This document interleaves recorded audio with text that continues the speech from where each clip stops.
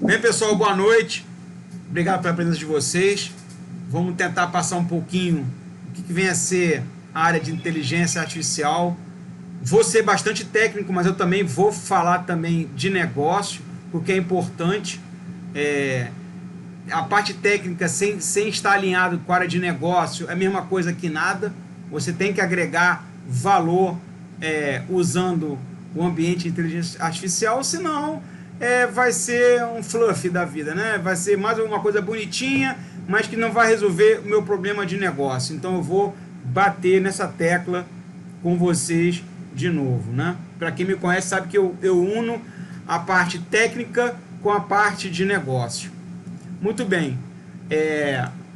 Atualmente, está aqui os meus dados, eu sou autor principalmente nos livros ligados a supercomputadores. Hoje eu sou DPO, Data Protection Officer, aliado a LGPD e CISO, né, Chief Information Security Officer da Talk Telecom em São Paulo, e eu vivo aqui no Rio de Janeiro, Cabo Frio. Como todo mundo sabe, eu tenho um mini data center dentro de casa. Eu vou até sair um pouco da tela, vocês vão ver um dos meus clusters de Hadoop, TensorFlow, que está aqui atrás de mim, e várias outras máquinas que estão aqui no meu redor. Então eu sou o típico diretor nerd que bota a mão e sabe que quando eu falo eu tenho afirmação, porque eu tenho certeza de como é que funciona o negócio lá embaixo. Não fica só naquela teoria abstrata não, tá? Aqui é o meu mini data center.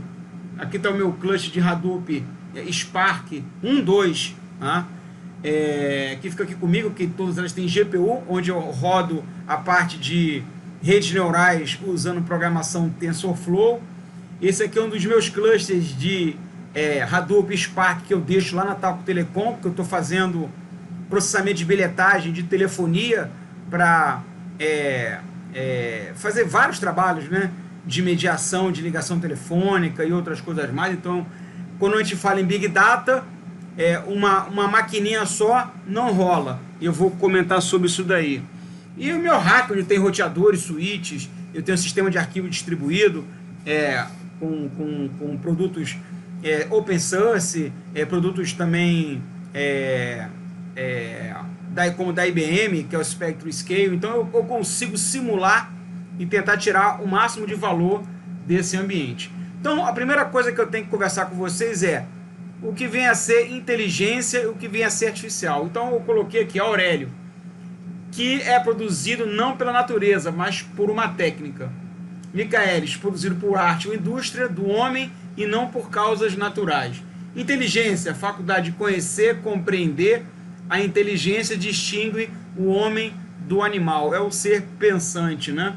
E o Michaelis diz faculdade de entender, pensar, raciocinar, interpretar. Entendimento, intelecto. Então, quando a gente fala inteligência artificial, a gente pensa que as máquinas têm a capacidade de entender, pensar, raciocinar, interpretar, mas baseado por algo criado pelo homem. Porque essa ideia de um robô ter a capacidade de pensar, de virar uma Skynet, estamos muito longe disso acontecer. Não que não possa acontecer, claro que pode, mas nós estamos muito longe. Quando eu falo longe, 10 anos, né? Que numa visão nossa de idade, não é tão longe, mas na visão computacional é longe, tá? Então nós vamos chegar sim desse nível.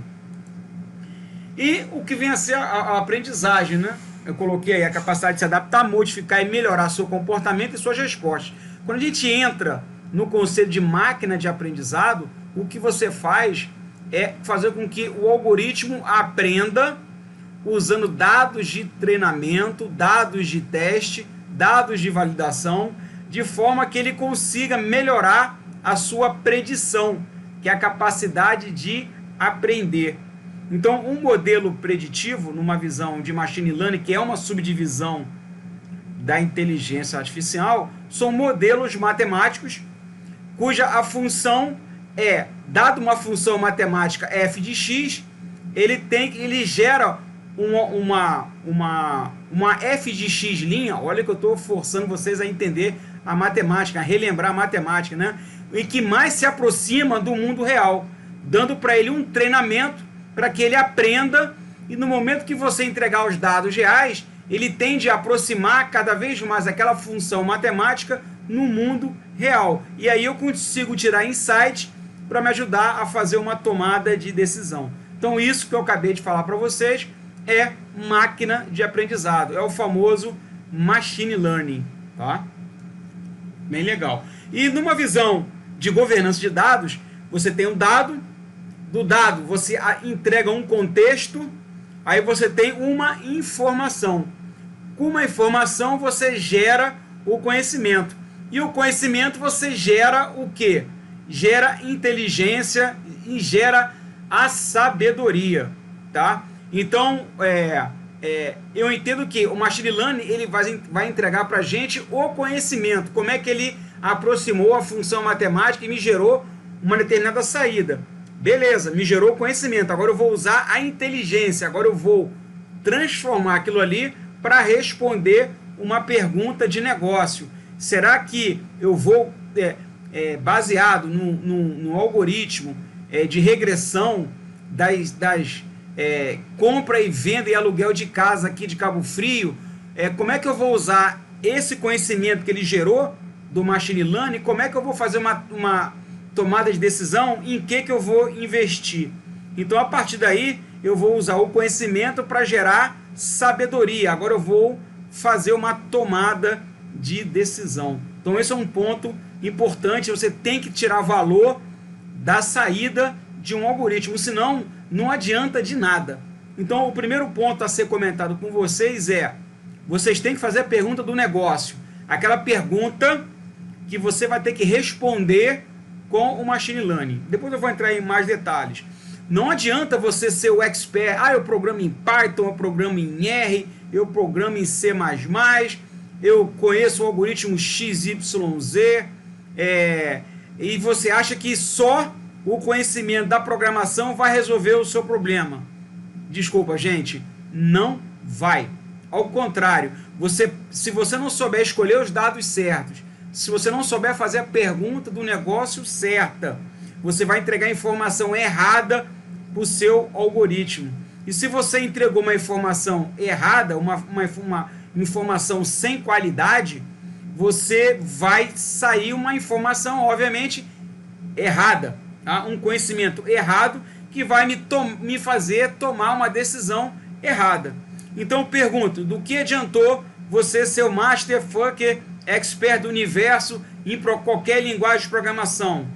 Nenhuma, porque você não conseguiu agregar a visão de negócio. E não tem como você tentar me convencer ao contrário, tá? Porque eu também sou programador, eu sou prototipador.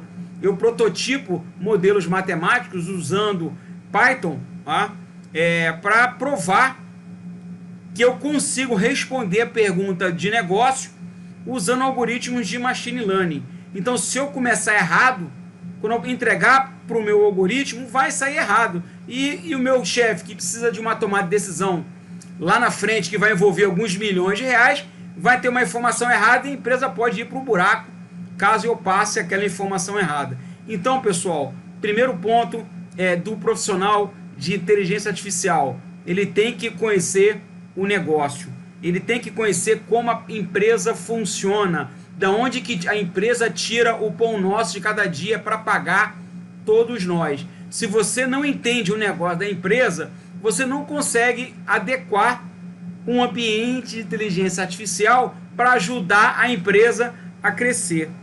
E o incrível é que eu faço essa pergunta para um monte de gente e ninguém sabe responder exatamente o que a sua empresa faz. Olha, o que eu estou falando para vocês, eu faço N entrevistas com pessoas, até mesmo com meus alunos da pós-graduação. O que a sua empresa faz? A maioria não sabe. Ele está preso no mundinho do bit byte. É errado, tá, gente? Você não pode ficar preso no mundinho do bit byte. O Linux é o meu pastor e nunca travará. O Windows é a janela maravilhosa dos meus mundos. Esquece, na visão de inteligência artificial não existe produto. Então, de nada adianta você ter só conhecimento técnico para aliar inteligência artificial, machine learning ou deep learning, que vamos ver lá na frente, porque não rola. É uma agregação de vários conhecimentos de várias áreas. Tá? Por isso que um time de inteligência artificial e machine learning é um time multidisciplinar.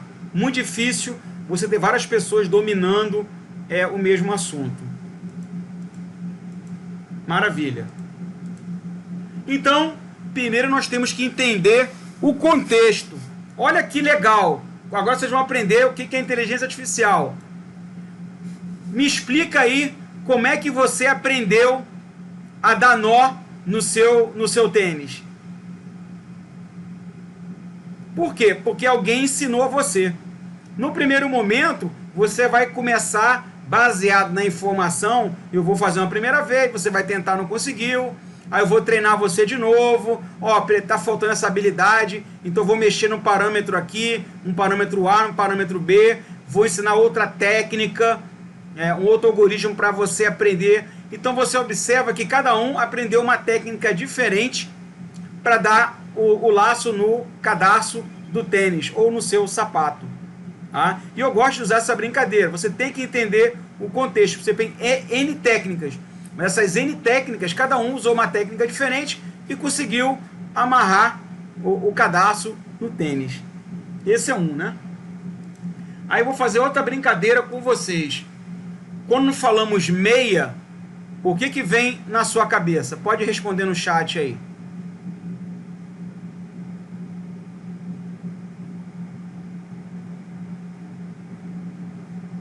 Vamos lá, pessoal. Escreve aí. Quando falamos meia, o que vem na cabeça de vocês? Fica com vergonha não, isso faz parte do aprendizado.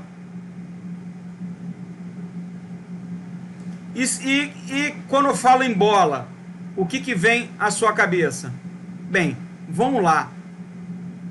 Meia dúzia, perfeito. Pé, roupa de pano para os pés, é isso mesmo. Então, quando a gente fala meia, pode ter N significados, né? Meia boca, pô, tu tá meia boca hoje, né? Meia bola, ou tô vestindo uma meia para jogar futebol, ou a bola, você é um bola cheia, bola futebol, bola de sabão, bola de borracha, bola de tênis.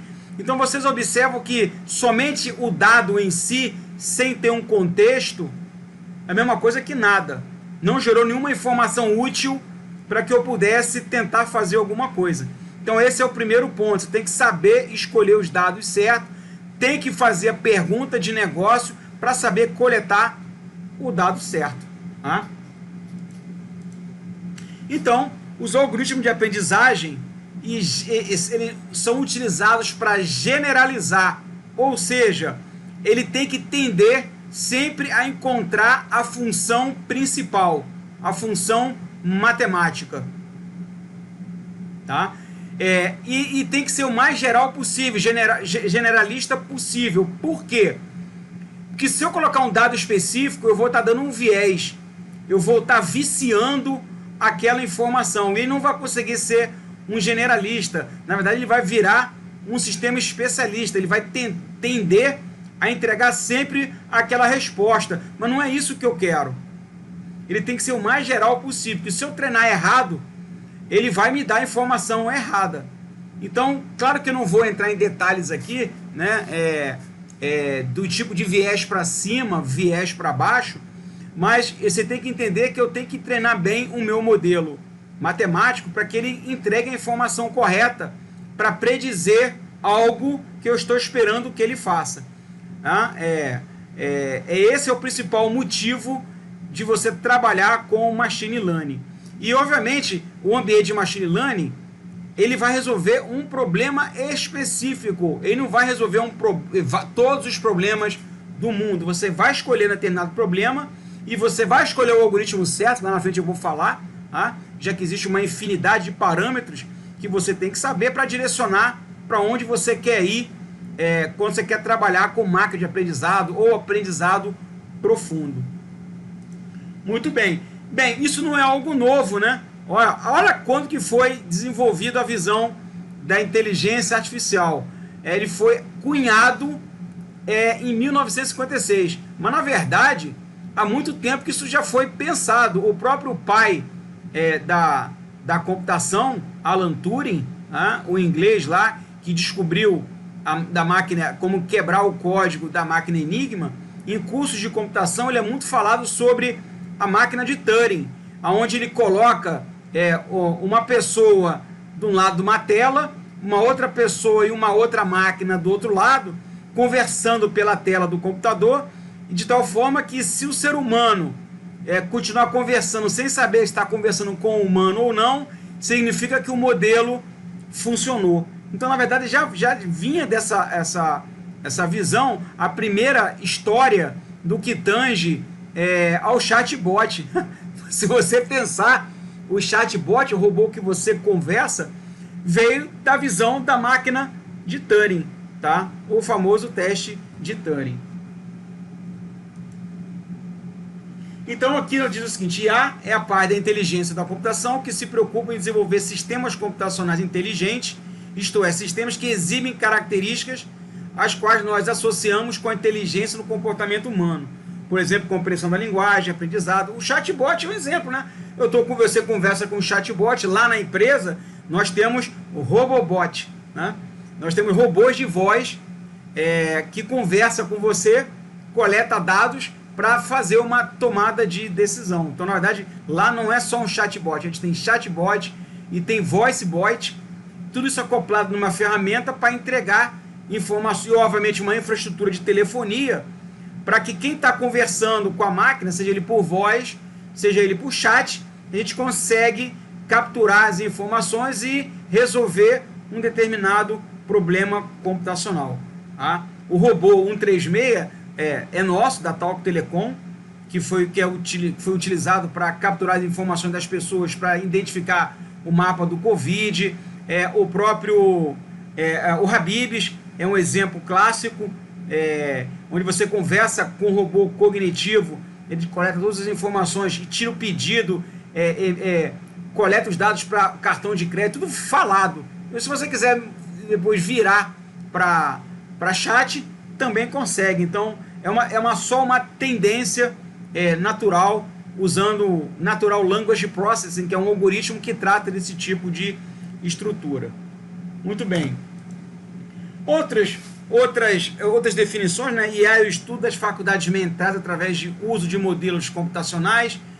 Russell e Norvig: sistemas que pensam como humanos, agem como humanos, sistemas que pensam racionalmente, agem racionalmente. E, obviamente, eu coloquei a minha visão de AI, né? A área da computação constituída por neurociência, psicologia, lógica, biologia, filosofia, linguística, etc. Qualquer ciência que envolva a palavra inteligência. É uma definição que eu criei, que eu pensei. Porque, na verdade, se você olhar o algoritmo do Facebook, quem assistiu o filme O Dilema das Redes, você vê um dos caras que fazem todo a visão do algoritmo, é um cara que trabalha com psicologia, tem outro cara que trabalha com neurociência, e que eles deixam você preso na rede social, porque o algoritmo te mantenha preso o tempo todo. Então eu aconselho vocês a assistir o filme, um documentário, que é muito legal, chama-se O Dilema das Redes. E aqui novamente, outras definições eu vou passar, é mais para depois vocês estudarem. E o conceito que se fala computação cognitiva, né? É o processo de transformar informação em conhecimento, saber, para aumentar a própria capacidade do ser humano tomar melhores decisões ou executar tarefas mais complexas. Então a computação cognitiva nada mais é do que a própria inteligência artificial. Aonde é que está isso? Cara, matemática e estatística. Se você vai trabalhar com machine learning, não fica achando que você vai usar a ferramenta que vai resolver esse problema para você, não, tá? Você tem que saber, tem que manjar de matemática. Mas qual matemática, pitanga? Vamos lá. Estatística descritiva é mandatória. Saber o que é moda, do que é média, média harmônica, variância, covariância, desvio padrão. Isso é o trabalhar com histograma, um pouquinho de logaritmo, raiz quadrada, ou seja, aquela matemática de pré-cálculo. Não, em algumas situações você até vai precisar usar derivada integral, mas não precisa se assustar. Quem quiser se aprofundar em estudar matemática, como eu gosto e eu estudo. Eu tenho livros aqui só focados na matemática de Machine Learning. Porque como eu sou professor universitário, eu tenho que estar à frente de vocês, porque esse conhecimento básico você pega no Google. Eu vou ensinar o conhecimento específico. Então ali é que você vai descobrir por que você mexe no hiperparâmetro antes de entrar no treinamento e por que você melhora a avaliação do seu modelo matemático gerado por Machine Learning. Então essa é a minha obrigação como professor, o porquê das coisas, tá? Mas como cientista de dados, você tem a obrigação de saber o básico de matemática. Não tem como você fugir disso, tá? Não vou contar mentira para ninguém, né? Você pode ser o melhor programador do mundo, não sabe matemática, você não vai saber avaliar um gráfico de saída, porque tem o famoso storytelling. Como é que você vai contar a historinha sobre a visão estatística se você não sabe estatística? Como é que você vai ajudar o CEO a fazer uma tomada de decisão na hora que interpreta um gráfico de saída que saiu do seu machine learning? Como é que eu vou interpretar o grau de precisão, de acurácia, qual o tamanho do erro quadrático que deu lá na saída do meu modelo? Se você não souber matemática, você não consegue interpretar. Então esse é um primeiro ponto, para, não vou dizer entristecer, mas o que você tem que reforçar no seu aprendizado para trabalhar com essa área que só tende a crescer. Volto a dizer, a maioria das pessoas hoje, eles estão preocupados em codar. Gente, arrumar programador para mim é uma coisa mais fácil. Eu boto no subjornal, eu peço programador de tudo quanto é área. Tá? Agora, entender o negócio, entender o conceito matemático, saber contar a história, alinhar a área de negócio com o desenvolvedor, está faltando gente no mercado. E é onde você ganha mais dinheiro. Que é onde falta profissional, é onde você é tratado a peso de ouro. Guardem isso do que eu estou falando. É importante saber programação? Mas não é o X da questão. Eu não preciso ser um cientista de dados, que ser um exímio programador em Python, em R, seja lá qual é a linguagem de programação. Minha função é orientar, desde quando eu capturo o dado até quando o meu dado sai, eu vou contar a historinha. Tá? E trabalhando, controlando as pessoas que vão trabalhar no meu círculo. Essa ideia de um cientista de dados ser o super-homem, desculpe, fica só na teoria, porque na prática você teria que ganhar 40, 50, 60 mil reais por mês para ser esse cara. Isso não existe. Eu estou falando a verdade, nem ser enganado como um monte de gente que fala aí, um monte de historinha, seja um cientista de dados. Cara, o peso de um cientista de dados é muito grande, o buraco de conhecimento é muito grande. Não dá para você abraçar todo esse mundo ao mesmo tempo, né? Eu só estou colocando a realidade. É um time multidisciplinar, tá? Numa visão bem mais ampla. E obviamente temos a visão humano-máquina.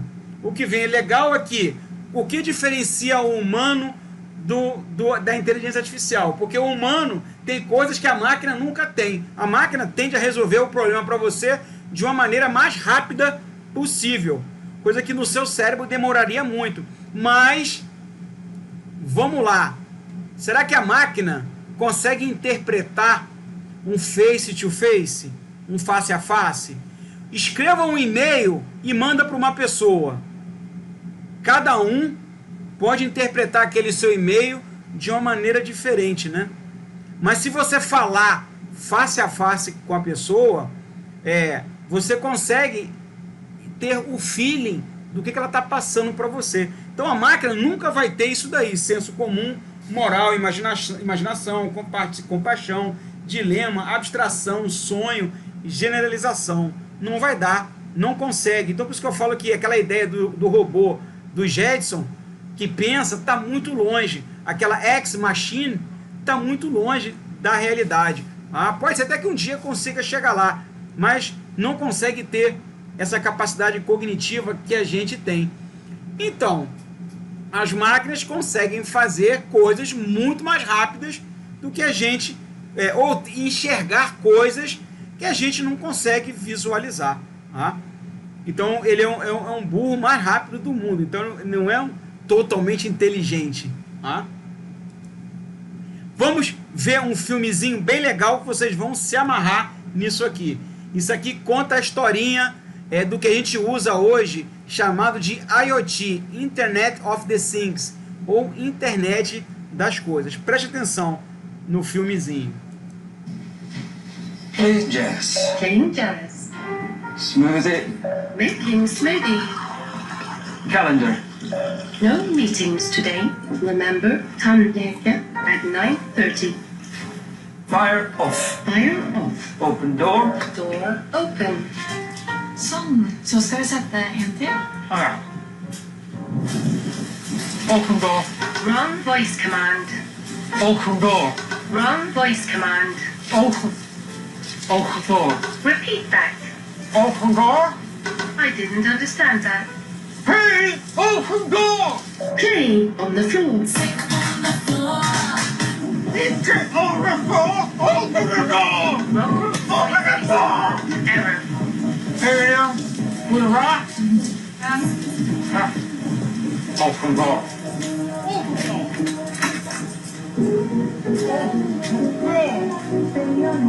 Open door. Fire! Higher volume. Fire!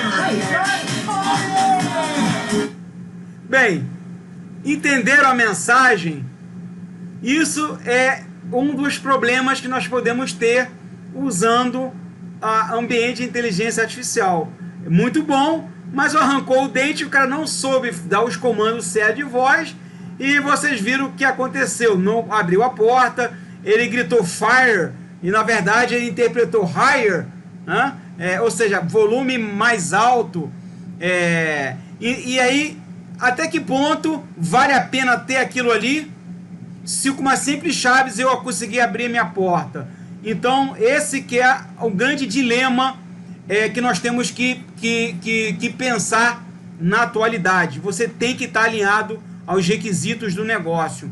Tá? Isso é só uma. Vamos ver outros aqui relacionados a como utilizar bem a inteligência artificial no nosso dia a dia.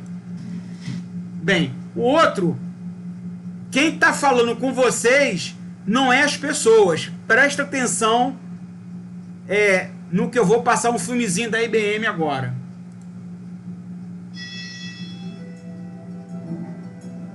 Eu sou uma revolução tecnológica. Esta manhã eu li mais de 4.000 artigos sobre leucemia em menos de 1 segundo. Milhares de novas leis foram publicadas ontem. Eu já conheço todas elas.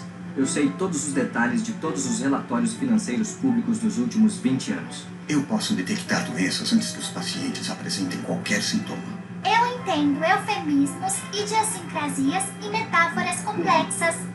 Eu posso dizer o que vai vender bem antes de gravidez na internet. Eu posso prever o tempo em mais de 2 bilhões de lugares ao mesmo tempo. Eu posso crescer com você, treinar você, melhorar você, Instruir você. E eu estou só começando. Olá, meu nome é Watson. Juntos, podemos repensar os limites do possível. Bem-vindos à Era Cognitiva. Bem, o objetivo aqui não é para fazer propaganda do Watson, tá? Mas mostrar que quem estava falando com vocês no filmezinho, na verdade, é a própria inteligência artificial do que ela pode fazer. Então, nós acabamos de ver casos de uso da inteligência artificial, tá? Na área médica, na área pública, na área do direito, tá? Onde ele consegue ler vários documentos. Na verdade, vamos perder emprego por causa disso? Não, não vamos. Ele está ali para ajudar, mas você tem que saber usar bem o recurso. Volto a dizer, alinhar a visão do negócio. Você tem que ter o cara que vai fazer a visualização, o cara que vai desenhar a arquitetura.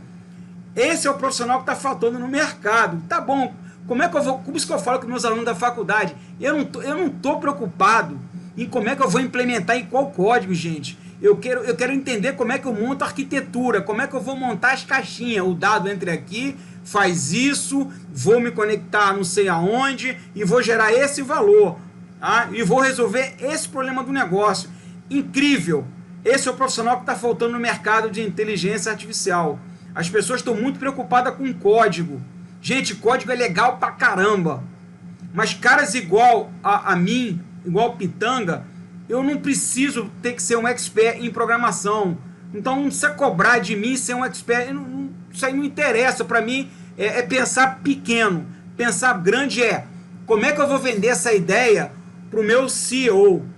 Olha, se a gente usar a inteligência artificial, usando esse bloquinho, capturando os CDRs, eu vou ter condições rapidamente de prever que uma determinada operadora vai ficar congestionado e eu consigo comutar para outras operadoras. Não, peraí, eu estou capturando dados dessa operadora, o custo por minuto está mais caro, vale a pena rotear para outra. Então, observa que aquilo que eu vou vender para minha alta diretoria para apoiar o projeto está aliado à pergunta de negócio, ao negócio em si, e não com a linguagem de programação. A linguagem de programação, a técnica, o algoritmo vem depois. Para o cara comprar a ideia, eu tenho que saber vender essa ideia. Esse é o grande problema de a maioria das empresas não estarem adotando. E daí fica esse fluff aí, das pessoas transformando business analytics em inteligência artificial, porque não é inteligência artificial. Não existe modelo matemático, simplesmente é uma interpretação dos dados que eu vou plotar em forma de gráfico, que vai me usar uma matemática descritiva que me ajudar numa tomada de decisão com dados passados. É isso que o BI faz, que vai conversar com dados estruturados.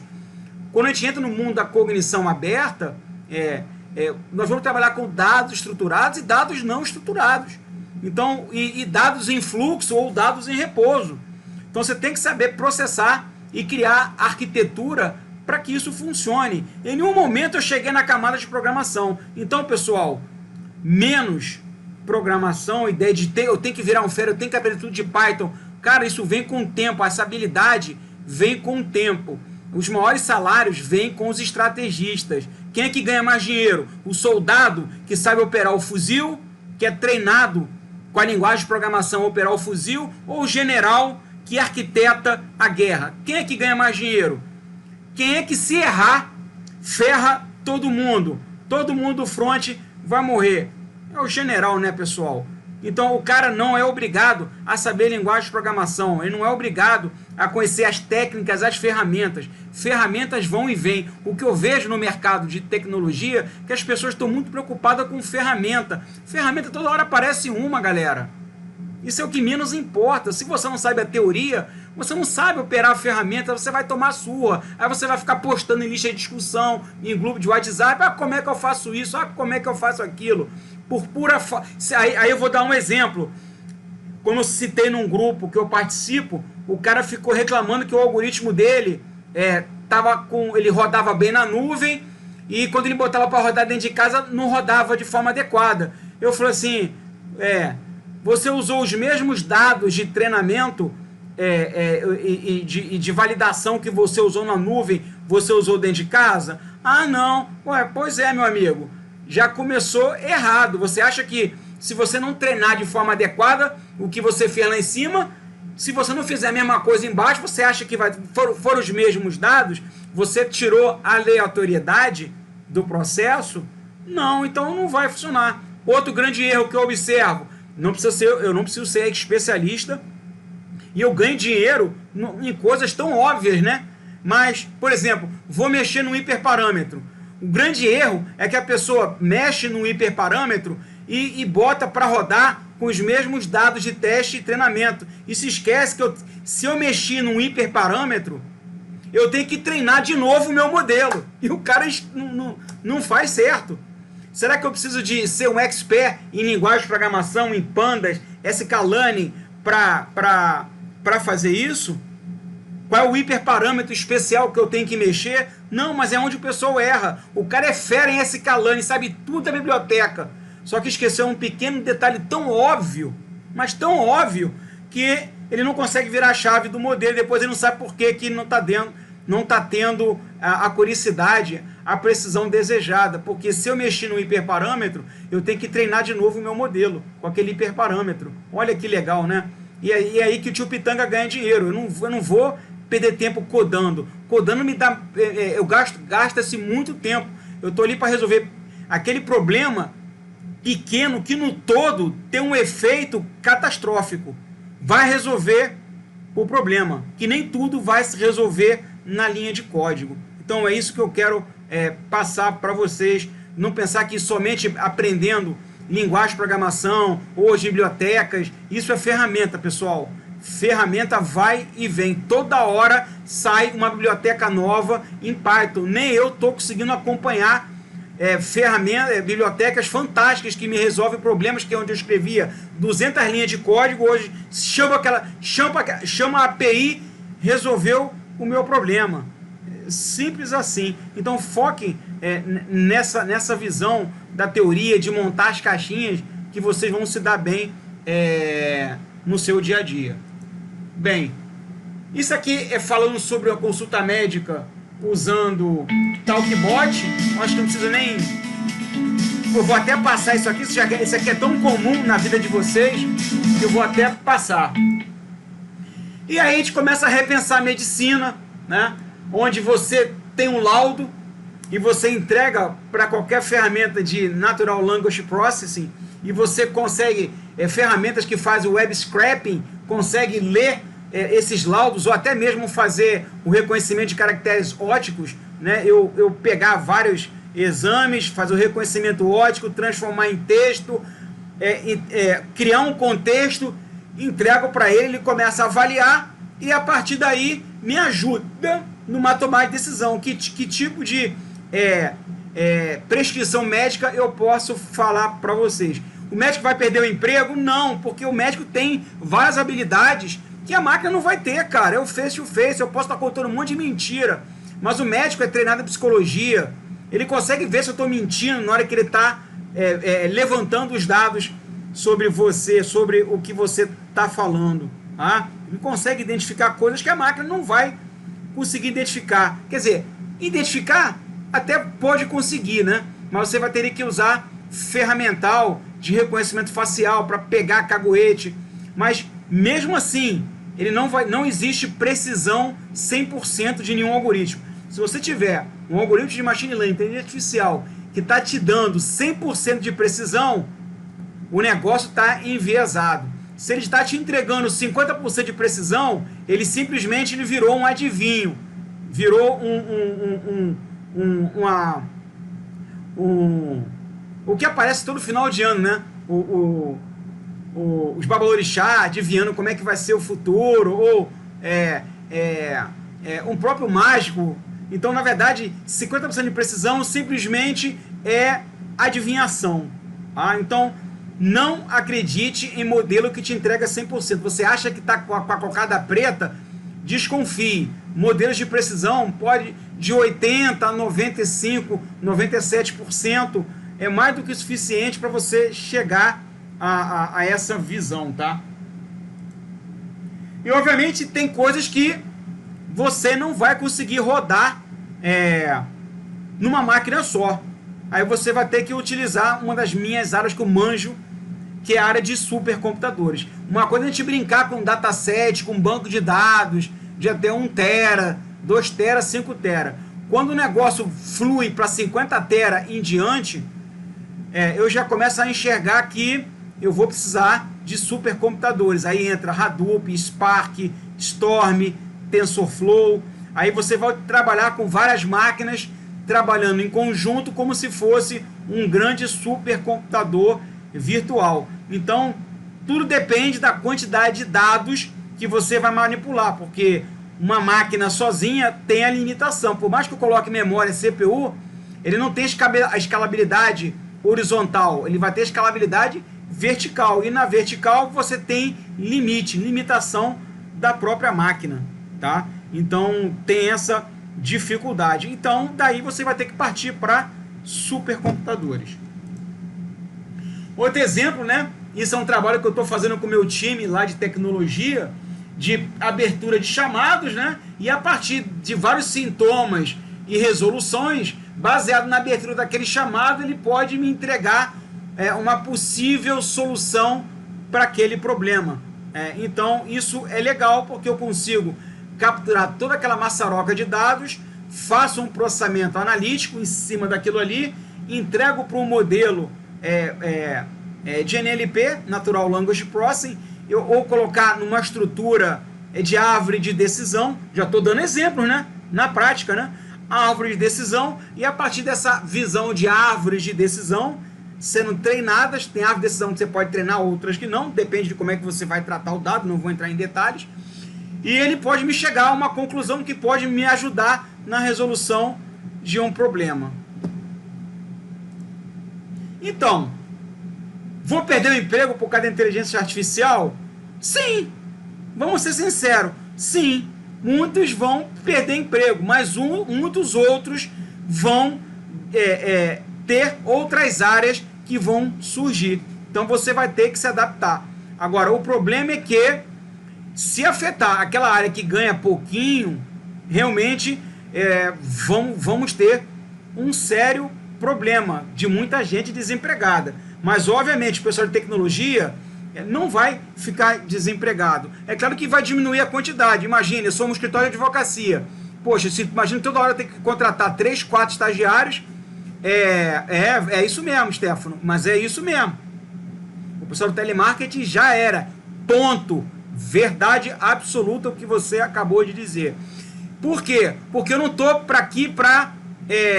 isso é o que acontece com a minha empresa, né? Por que eu vou manter 10 pessoas no telemarketing se eu posso entregar para um robô cognitivo, discar e fazer a cobrança ou conversar com a pessoa? Gente, um mundo capitalista. Ninguém aqui está pensando no bem-estar da população. E esquece essa história.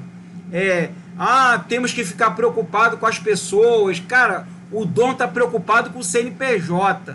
Vou ser bem... visão bem capitalista mesmo. Eu não estou nem aí se vai perder o emprego, se não vai. Eu quero manter minha empresa viva. A empresa nasce, vive e morre. É a mesma coisa. Então, se eu puder colocar um robô onde não vou ter que ter CLT, não vou ter que pagar imposto e botar um monte de coisa, eu vou botar e ponto. Simples assim. Então, esse pessoal vai ter que se adaptar a uma nova área, uma nova área de estudo.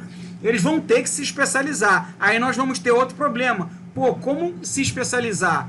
Se o cara não tem uma formação, não conseguiu nem terminar o primeiro, segundo grau, um pessoal de telemarketing. Aí nós temos um outro problema social. E aí o governo vai ter que se preocupar de como vai ter que resolver. Mas numa visão de negócio, a resposta é sim. Um advogado, será que eu vou ter que contratar 50 estagiários para mandar ele lá no tribunal para ficar coletando informação? Ou ficar mandando o estagiário ficar lá olhando o diário oficial para ver se saiu acabou de sair alguma coisa que ficou em trânsito de julgado, seja lá o que for? Não, meu camarada, recebi, entrega o machine learning, ele vai receber aquela informação, ele vai capturar aqueles dados e vai fazer uma tomada de decisão. Ponto. E eu não preciso contratar aquele monte de advogado júnior para fazer aquilo ali. O cara vai ficar focado em realmente a resolver o problema jurídico, usando inteligência artificial. Bem-vindos à nova era. Aí nós temos que falar sobre a visão do Big Data, né? Olha essa foto, né? Porque dá a ideia de ser big, grande. Né? Vamos falar em 100 tera para cima, né? 100 tera, aí vem peta, aí vem zeta, aí vem exabytes de informação. É uma coisa muito grande. Se você pegar todos os dados do mundo hoje, está chegando em 50 zettabytes. E você tem hoje grandes supercomputadores de Hadoop que estão no próprio Google, que hoje deu uma pane, né? Invadiram o Google aí. E que eu preciso processar esses dados de uma maneira extremamente rápida. IOTA. Aí tem o Grid P. Depois do IOTA, eu trabalhei com o sistema de arquivos da IBM, que é o Spectrum Scale, que consegue armazenar até 8 iotabytes. Quer dizer, ele consegue pegar vários planetas do sistema solar ou até da Via Láctea e ainda vai sobrar espaço para ele gerenciar lá dentro, tá, Carlos? A variedade de dados é muito grande, chega tanto dados estruturados como dados não estruturados. A velocidade que isso chega é uma forma absurda.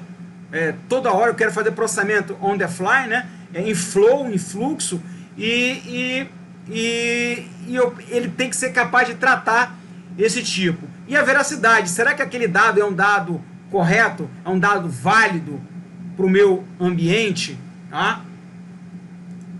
E onde é que vem isso aí, ó? Tudo isso daí, ó. Celular, identificadores de radiofrequência, que é Radio Frequency Identification Readers, bilhões de acesso a portais, redes sociais, e aí vai. Então, e onde é que eu tiro esse Big Data? Olha quantas áreas, né? Área de finanças, detecção de fraude, gerenciamento de risco, visão 360 graus do cliente para ver se é um bom pagador, mau pagador. Inclusive tem vários clientes, já que isso é uma variável categórica, eu consigo verificar se um cara é bom pagador e o mau pagador. Como eu tenho mestres meus aqui de LGPD, dependendo do tipo de variável categórica, o mau pagador pode gerar um certo problema, né? É bom para a empresa, mas eu posso usar essa informação e gerar constrangimento, né? Pô, esse cara aí é um 71. Aí já cai no problema da LGPD. Olha, dor de cabeça. Pro pessoal de inteligência artificial, vai ter que estar alinhado com a Lei Geral de Proteção de Dados e a GDPR, que trata sobre a comunidade europeia. Porque se o cara invade e pega aquela informação, eu posso, aí o Pitanga é mau pagador, e ó, esse cara aqui tem fazenda lá em Goiás, o cara tá montado no dinheiro. Então tem algumas coisinhas aí que eu vou preparar depois uma palestra, que depois eu vou avisar vocês, sobre LGPD na área de inteligência artificial e Big Data. Como é que a gente vai tratar esse tipo de coisa? Aí tem a parte de transporte,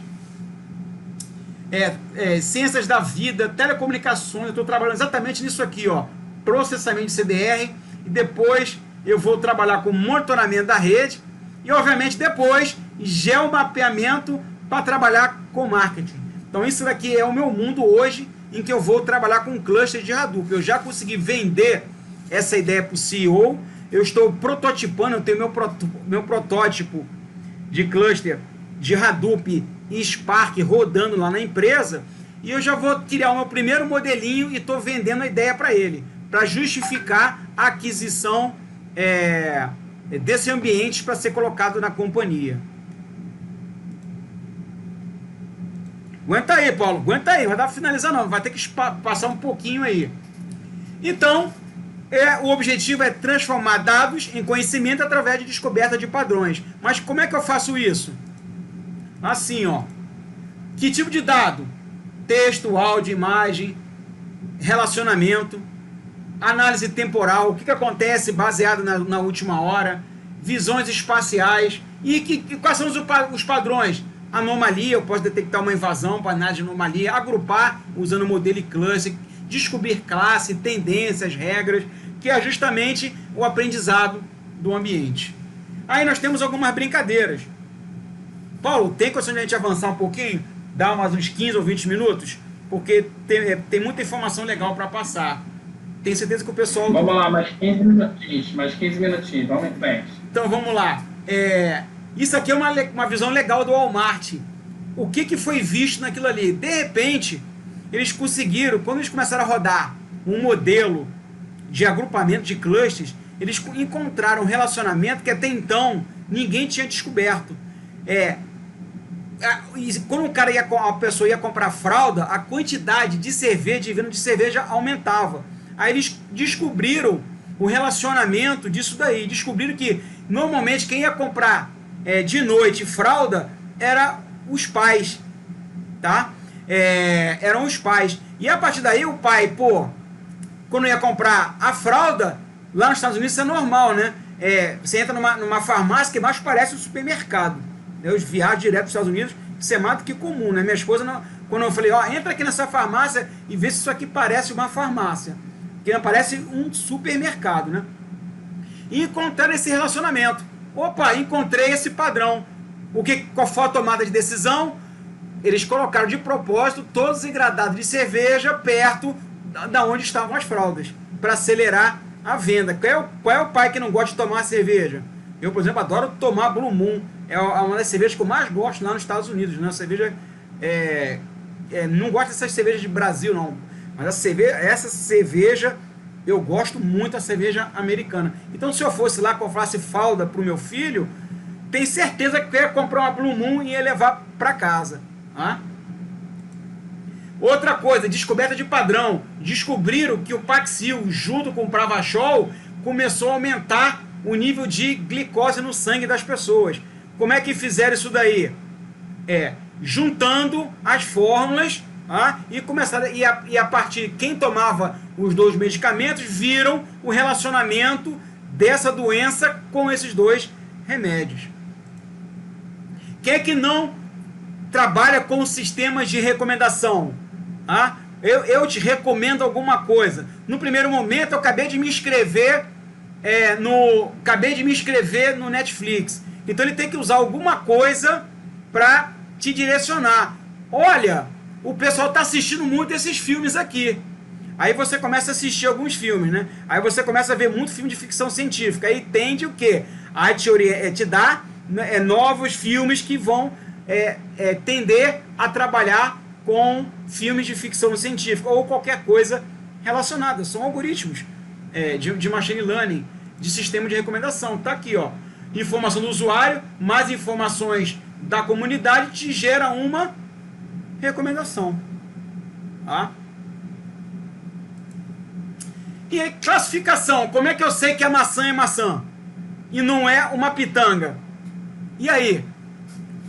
Como eu sei que é uma maçã? Então existem várias variáveis que definem que maçã é maçã e várias variáveis que definem que pitanga é pitanga. Que pitanga não é jabuticaba, que não é amora. Perfeito? Então eu tenho dados de entrada, vou ter um algoritmo e vamos gerar uma saída. Mas pode ser que o algoritmo sempre se engane e coloque ali uma... E se eu tiver uma maçã pequenininha, uma maçã anã, ele pode... Se eu treinei ele que existe a maçã gala, existe aquela maçã pequenininha, e ele pode confundir com uma pitanga ou com uma amora, não pode? Pode. Mas está na margem de erro. O algoritmo tem uma margem de erro que tem que ser respeitada. Tá? Spam e não spam é o que a gente utiliza. Na verdade, nós já usamos spam e anti-spam há muito tempo. Nada mais é do que um algoritmo de classificação que te dá pontuação para cada informação. Então, na verdade, ele usa várias informações que vão criar uma pontuação que a gente chama de score, né? Uma pontuação que define se aquela informação é um spam ou não. Naive Bayes, algoritmo probabilístico.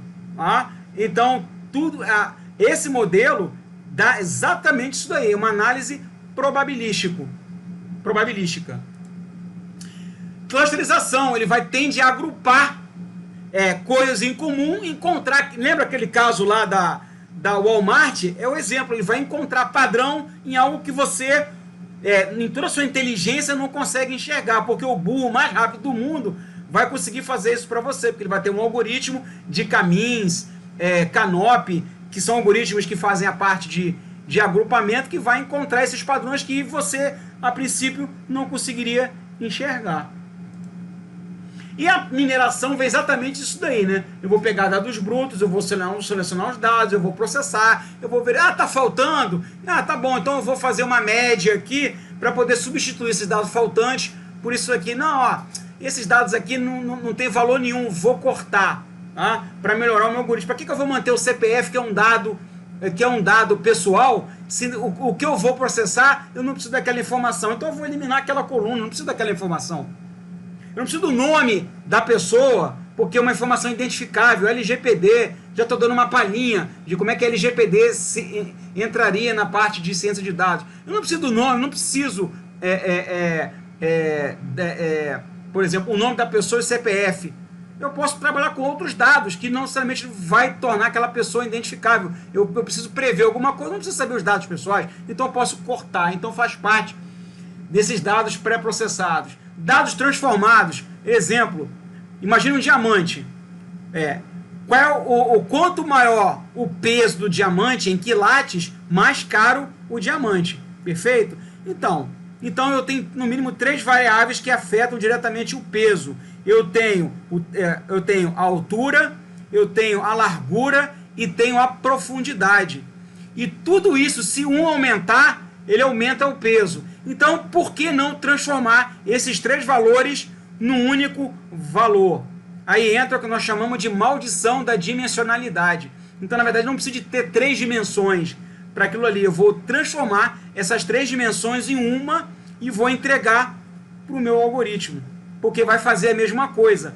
Tanto que se eu afetar a altura, largura e a profundidade, eu vou ter, ele vai aumentar o meu peso em quilates. E eu quero fazer um modelo que vai tender qual é o tipo de diamante que as pessoas mais estão querendo comprar hoje comigo, ou até mesmo prever o preço de um determinado diamante baseado no tamanho em quilates que ele tem. Eu ensino isso em cursos de ciência de dados. É um trabalho, um dia só de 8 horas só para o cara aprender, desde a entrada dos dados, tratar, gerar gráficos na tela, passar pelo algoritmo de regressão. A gente vai ver que o algoritmo de regressão não dá uma precisão adequada, a gente começa a mexer na dimensionalidade, ou seja, ciência de dados é muito mais complexo. Não acho que você vai colocar uma coisa na entrada e ele vai sair, aquela ideia, né, de você colocar o porco na entrada e vai sair linguiça do outro lado. Não funciona assim. Não funciona dessa maneira. O bicho é mais complexo do que vocês podem imaginar. Vou encontrar padrões e depois eu vou gerar o conhecimento para eu contar a história para ajudar numa tomada de decisão. Aí entra o storytelling. Bem, como você já viu, né, tem uma infinidade de algoritmos. Árvore de decisão, Randall Forest, descoberta de associações em sequência, boosting, bag de gradiente, máquina de vetores de suporte, redes neurais, caminhos, e aí vai uma infinidade. Mas aí, qual que eu vou escolher? Primeiro coisa, qual é o problema que eu quero resolver? Aí vem novamente, qual é a pergunta do negócio? Então, observa que tudo vem antes, e é onde o pessoal não se preocupa. O cara está preocupado em achar que vai colocar tudo quanto é algo. Eu vou virar em expert em tudo que é algoritmo. Pô, nem eu manjo todos esses algoritmos. Tá? Por exemplo, eu nunca usei kernel para estimativa de densidade. Porque a maioria dos problemas de negócio hoje são resolvidos com regressão linear, regressão logística, classificação. Na minha área, hoje, com robô cognitivo, árvore de decisão, Randall Forest. Então, cada caso é um caso. Tudo começa na pergunta do negócio. Aí vem precisão, tempo que eu vou treinar, a quantidade de recursos computacionais que eu vou ter, quantidade de parâmetros, o quanto linear é aquela. Ou seja, várias coisas que vão me direcionar para qual algoritmo que eu vou trabalhar. Então, não é, eu amo todo mundo, vou aprender tudo isso daí, vou virar o masterfucker do universo em machine learning. Não é assim que funciona. Desculpa o termo, pessoal, mas eu gosto de ser bem direto, né? Quais são as tendências? Linguagem R, Scikit Learn, que a gente usa muito em machine learning, Python. Eu, por exemplo, adoro prototipar em Python, mas não é uma linguagem para você botar em produção. Você pode usar outras linguagens de alto nível, como Java. Deus me livre de programação Java. TensorFlow, RapidMiner, mas ninguém consegue manipular Big Data. Ninguém consegue manipular Big Data. Para isso eu tenho que trabalhar com clusters focados, supercomputadores focados a Big Data. Aí entra Hadoop, Spark, TensorFlow, Storm e muitos outros ambientes para entregar Big Data, big mesmo, coisa grande para você processar, porque você não consegue rodar um Scikit Learn em cima de um Python em cima de 100 tera. Esquece, não rola. Eu usaria Machine Learning, eu utilizaria o Spark, tá? Usando um Data Lake em cima de Hadoop, usando Python Spark para criar o meu código. H2AI não é para esse volume de dados, Rabelo. Eu já conheço o H2AI, inclusive um dos donos, como sempre, é um indiano, né? Não é focado para esse processamento pesado. Apesar dele já trabalhar com GPU, quando vai para uma coisa extremamente pesada, não vai ser H2AI que vai resolver o meu problema, não. Tem as limitações dele. Não é todo o algoritmo que eu vou trabalhar com chave...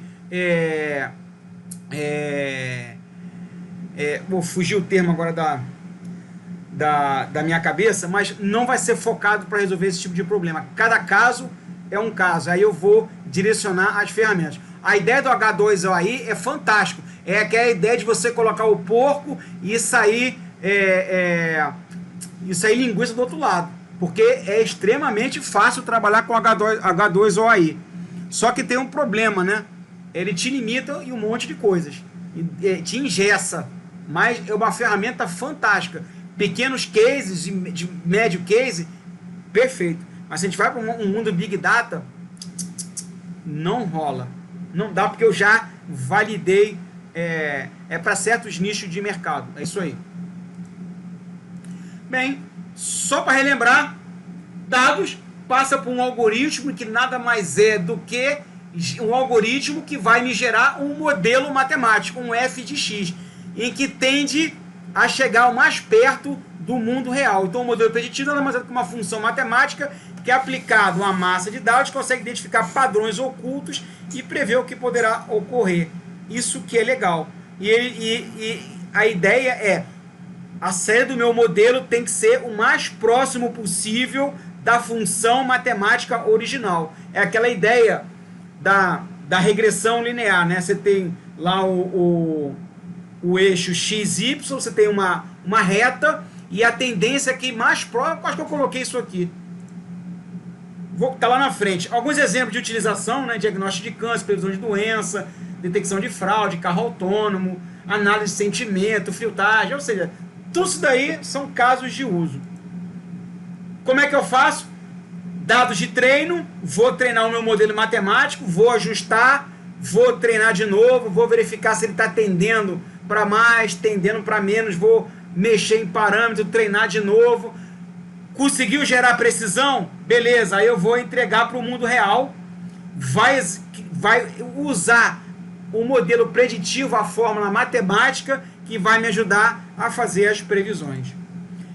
Então, novamente, né, apresenta um problema ao algoritmo, o algoritmo vai encontrar padrões dentro do conjunto de dados, vai definir uma função matemática que explica o relacionamento, o resultado são as previsões, e cada vez maior será o aprendizado. Então, isso aqui é o fluxo de como é que você monta a estrutura do Machine Learning. Então, eu me preocupo muito hoje em montar as caixinhas. A ferramenta é o menor dos meus problemas. Boa noite, Antônio. E aqui exatamente aquilo que eu falei para vocês, ó. Eu tenho uma função de aproximação e ele vai me gerar uma função desconhecida. Então, a minha função real é a reta. O meu modelo de Machine Learning, ele vai encontrar essas cruzinhas aqui. Quanto mais próximo ele estiver da reta, mais perto do mundo real ele está. Quanto mais longe ele estiver, é uma margem de erro, que nós chamamos de função do erro quadrático.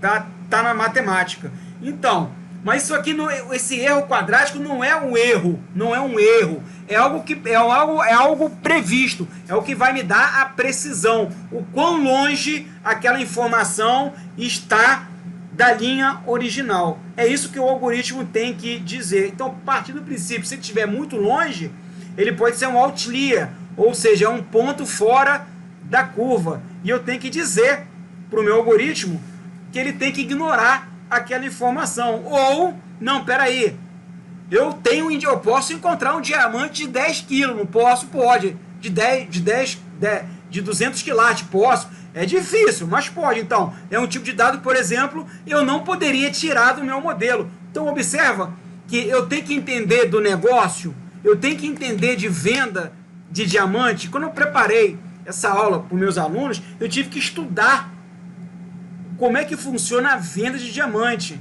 Eu tive que estudar profundamente todas as variáveis que definiriam o preço de um diamante. Houve um preparatório, eu tive que estudar o modelo de negócio para então preparar o modelo. Calma, Paulo, não me pinga no WhatsApp, não.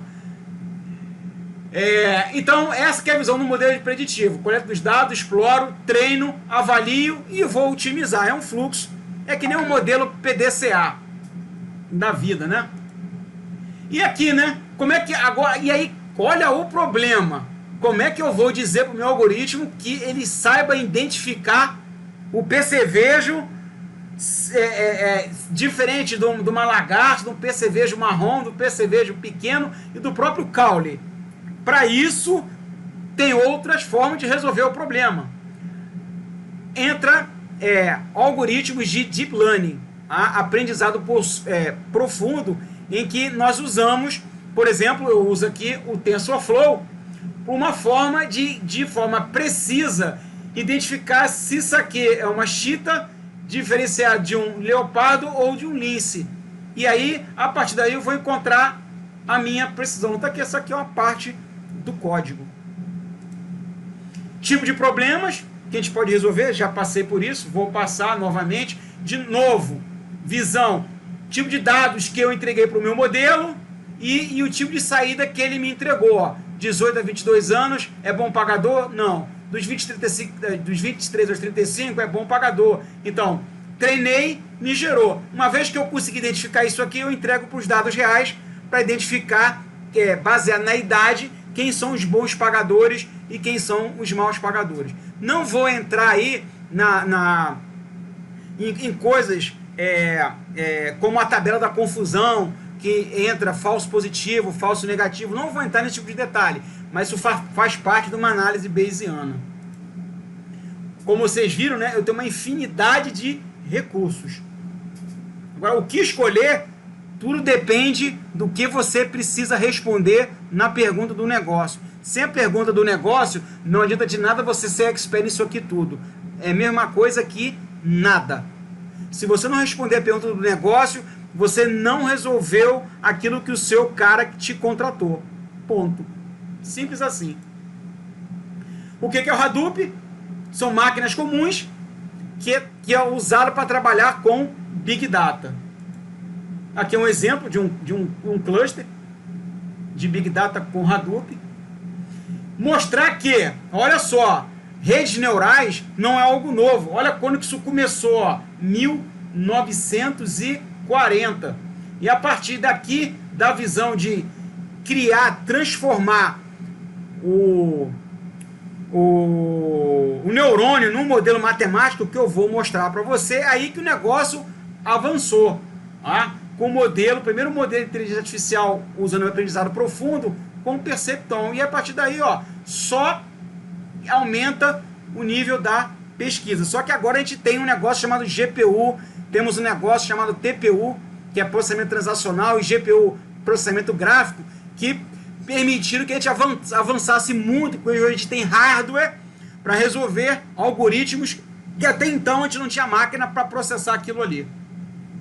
E olha que legal, você simula o cérebro humano, e aqui está a fórmula matemática que simula o primeiro neurônio em 1943. Olha que legal, né? O neurônio é transformado num modelo, isso que é a matemática, transformado no primeiro modelo, uma função onde eu tenho somatório que vai de 1 até n, onde eu tenho uma matriz wx, jj menos lambda. É um modelo matemático. Em uma rede neural, eu tenho entrada, eu tenho os neurônios intermediários que podem ter várias camadas, vou ter os neurônios de saída que vão realmente ter o conhecimento. Então aqui eu vou ter os meus dados de entrada, vou atribuir pesos de aprendizado a cada neurônio intermediário, os erros são propagados para os outros neurônios, para então eu fazer uma tomada de decisão. Olha que exemplo legal, você está dirigindo, você está focado na estrada, não está? Beleza, né? Só que passa um monte de casa, apartamento, o seu cérebro processa esses dados, não processa? Processa. Mas você está focado em quê? Em dirigir. Então, se aparecer um cavalo na estrada, você sabe que identificou o cavalo, está na estrada e vai te gerar uma reação que é pisar no freio ou desviar. Mas observa que esses neurônios intermediários aprenderam muito mais coisas que estão ao redor. Você está olhando para uma nuvem, você está olhando para as estrelinhas, para a lua, mas não tem peso, não tem peso naquele momento. Porque a saída está direcionando a você guiar o carro. Então, olha só, acabamos de aprender Deep Learning. Fácil, fácil, fácil. Porque é exatamente assim que o modelo de aprendizagem profunda funciona. E está aqui o exemplo, né? Camada de entrada, as camadas ocultas, os erros são propagados para que eles reaprendam tudo de novo, mexam no tempo, no aprendizado para que ele me entregue alguma coisa na saída. E novamente, ó, como é que eu vou identificar um gato, se ele realmente é um gato? Porque tem gato, se você tem um lince, ó, que legal, tem um lince lá para cima do Canadá. Eu adoro assistir Discovery Channel. Cara, se eu olho para aquele lince, dá a impressão que é um gato, bicho, mas não é gato, é um lince. E agora, como é que eu vou diferenciar? Eu vou ter que treinar o meu modelo, então eu vou ter que passar por várias camadas para que ele consiga quebrar isso em vários pedaços e consiga identificar que aquele gato é gato e não é um lince. E aí começa a brincadeira aqui, ó. Eu vou passar várias fotos, ele começa a identificar as bordas, começa a identificar o que é boca, nariz, identifica a face. E olha que legal, novamente, né? Eu pego o meu neurônio e transformo num modelo matemático, né? Terminais do axônio, o axônio vindo de um outro neurônio, que se conecta para uma sinapse, que vem para o W0, X0, e aí você chegou na saída, que é um modelo matemático. Isso é lindo, eu sou apaixonado por matemática. Toda vez que eu vejo isso daqui, eu vejo assim, pô, e quem faz mestrado e doutorado, ninguém vai estar preocupado em você ficar usando ferramenta, não. O que o cara quer que você faça é encontrar isso daqui, ó. É isso que vai na sua tese de doutorado ou numa dissertação de mestrado, o que você fez para melhorar o algoritmo. Ah? Ou seja, o viés é totalmente matemático. Ferramentas são coisas de apoio àquilo que você está fazendo. Outra brincadeira, né? Como é que eu vou com a rede neurais reconhecendo um cachorro em uma foto, né? Vou treinar, depois eu vou passar informações não nomeadas do que é um cachorro, aí ele vai começar a diferenciar tudo isso daí até que ele consiga chegar nisso daqui, e a saída olha, é bem parecido um cachorro de um lobo, né?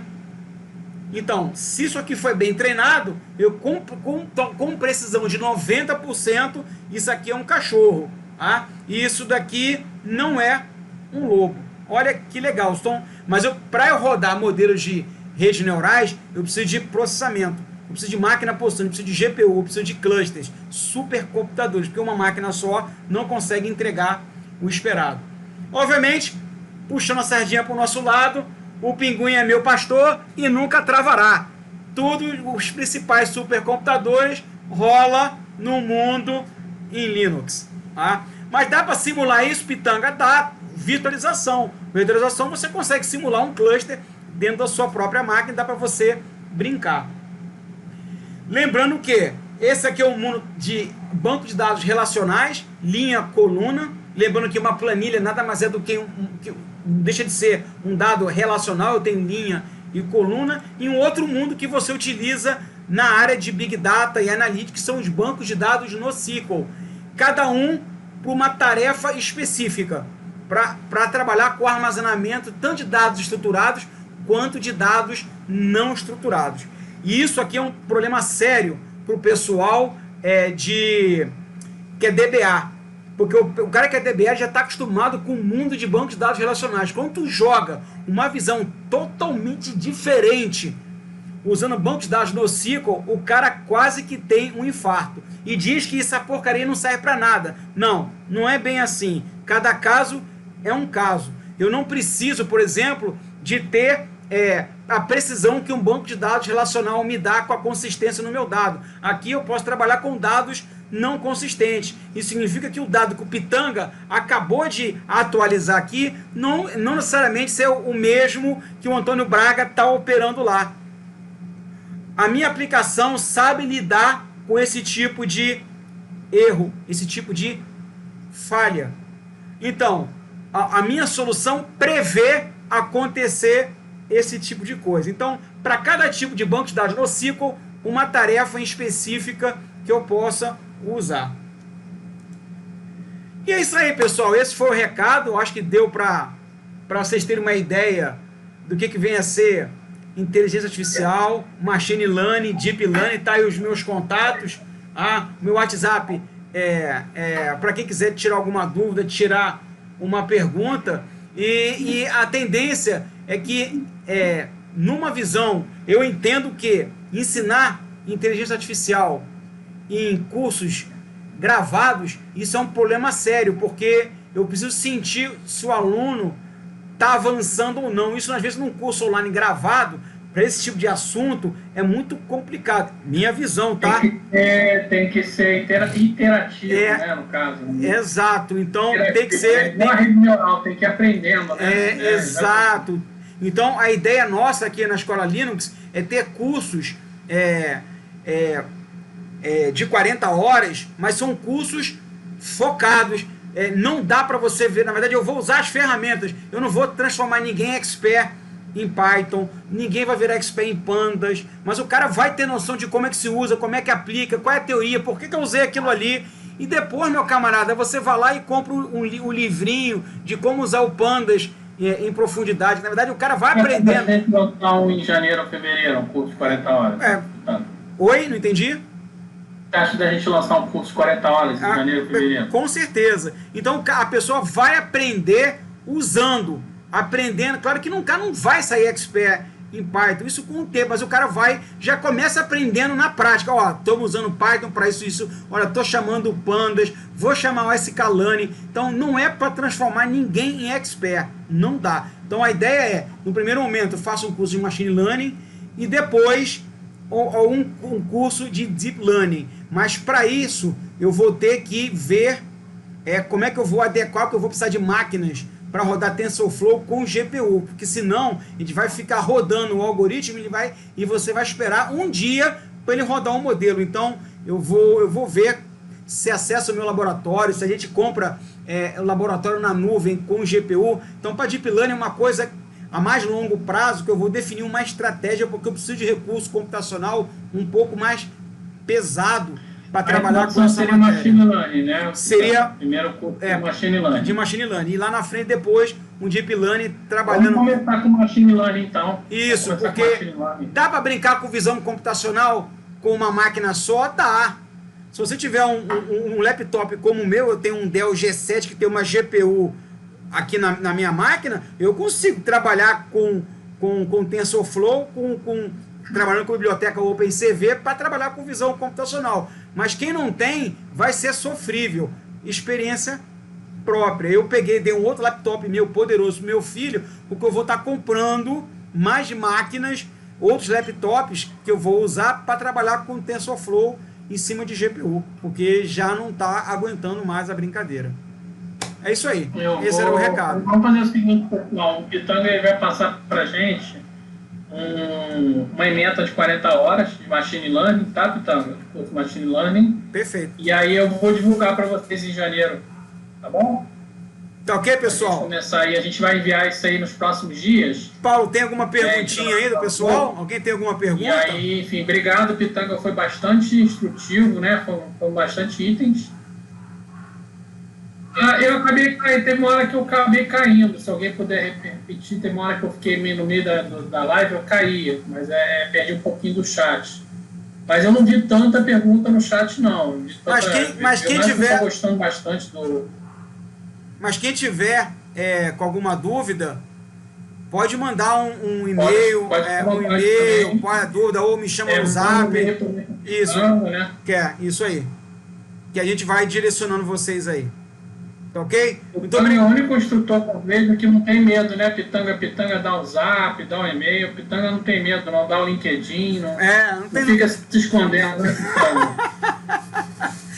Tem aí que se esconde, né, Pitanga? Pois é, mas faz parte do jogo. Quem sabe não mostra a cara e não tem medo, né? Então... Quem sabe faz ao vivo. Faz ao vivo. Quem sabe faz ao vivo. E eu gosto de trabalhar o ao vivo, porque justamente eu sei que eu também sou aluno e sei da grande dificuldade. Eu sei que o aluno, ele quer aprender na prática. É óbvio, ele quer transformar a teoria na prática. Se eu ficar também dando muito monte de teoria, o cara não consegue ver na prática aquele monte de teoria se transformando em alguma coisa. Então, a minha linha é teoria e prática juntos, tá? E aí o cara começa a enxergar, pô, se eu não sei a teoria, realmente não teria como aprender, eu iria ser um receiteiro de bolo. E obviamente o mercado de trabalho, ele busca cabeças pensantes, porque para pegar cabeças que executam processos, eu não preciso, eu contrato um júnior, um estagiário para executar processo, que eu vou pagar pouco. Cabeças pensantes são os caras que criam, que fazem a coisa acontecer, não é seguir procedimento. Como eu sempre falo, seguir procedimento até meu filho segue. Quando eu escrevi o primeiro livro, Paulo, não sei se você sabe disso, o Construindo Supercomputadores com Linux, eu peguei as receitas de bolo e dei para o meu filho, para ele, na verdade meu filho não, o meu sobrinho, que meu filho nem era nascido ainda, para o meu sobrinho, e aqui em casa, e dei as receitas de bolo, desde a instalação do Linux até a implementação. Ele conseguiu fazer. Pô, se ele que não sabia nada conseguiu implementar, aí eu tinha certeza que quando eu lançasse o livro, os leitores não iam vir, só iam vir a mim aquelas dúvidas cabeludas. E até hoje, por incrível que pareça, eu não recebo praticamente nenhum e-mail com dúvidas no livro. Por quê? Porque o procedimento foi bem feito. Então, se o procedimento foi bem feito, qualquer um fez, qualquer um consegue fazer. O problema é que, na hora que eles vão pegar no mundo real, onde eles vão pegar redes InfiniBand, rede baixa latência, tuning de algoritmos, aí, meu camarada, não vai ser o procedimento que vai resolver o problema dele, não. Vai ser a cabeça pensante. Aquele 1% da população que faz a faculdade e tem um MBA na sua carreira. É isso aí, pessoal. Legal. Obrigado aí. Muito obrigado. Deixei meu e-mail aqui no chat também. O Pitanga já deixou o e-mail no slide. E nos próximos dias a gente vai estar enviando uma oferta de curso às 40 horas, provavelmente para janeiro ou fevereiro, sobre Machine Learning. Obrigado de novo, Pitanga. Valeu. E quando o pessoal pergunta para mim se eu tenho medo da inteligência artificial, eu costumo responder que eu não tenho medo da inteligência artificial. Tenho medo da inteligência real, essa que eu tenho medo. Mas olha só mais uma brincadeira aqui. Todo mundo aqui já assistiu o filme do Homem de Ferro, não já? Beleza. O que é ficção e o que é realidade no filme do Homem de Ferro? Fala aí, Paulo. Hoje não dá nem para saber mais qual é a diferença. Cara, a única coisa que é ficção científica realmente é a maleabilidade da armadura. Porque o resto que você vê no filme, tudo existe. Tudo existe. Tudo existe. A única coisa que é mentira é a velocidade, aquela flexibilidade que ele tem na armadura. Aquilo ali é cascata, por enquanto. Tá? Por enquanto. Mas tudo o restante do filme não tem mentira nenhuma. Obrigado, Pitanga. Beleza. E o Jarvis existe. Em breve a gente vai estar mandando esse e-mail aí. Boas festas, Pitanga, e um 2021 maravilhoso para todos nós. Muita saúde. Valeu. Um abraço, gente. Tchau, tchau.